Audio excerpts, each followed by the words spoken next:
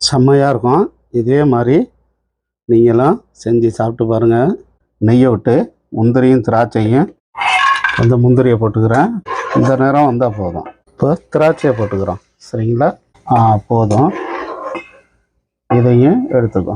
நான் 1.5 கப்பு ரவா எடுத்துக்கிட்டேன். நல்லா பொரிஞ்சு வந்துருச்சு. இப்போ ஜீனி சேர்த்துக்க போகிறேன். சரிங்களா? 4 ஏலக்காய் தட்டி வச்சுக்கிறேன். நல்லா ஒரு கம்பி பதத்துக்கு வரட்டும். ரவாவை இதோட சேர்த்துக்கிறேன். சரிங்களா? ஒரு லைட்டாக ஒரு கொதி வரணும். முந்திரி போட்டுக்கிறேன். திராட்சை போட்டுக்கிறேன். தேங்காய் பூ சேர்த்துங்க.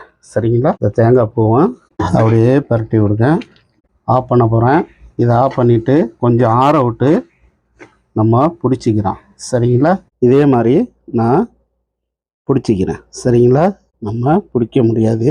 லட்டு பிடிச்சிக்கிட்டேன். எப்படி இருக்கு பாருங்க. சரிங்களா? அந்த மெதுவான சூட்டில் நல்லா பிடிச்சி எடுத்துங்க.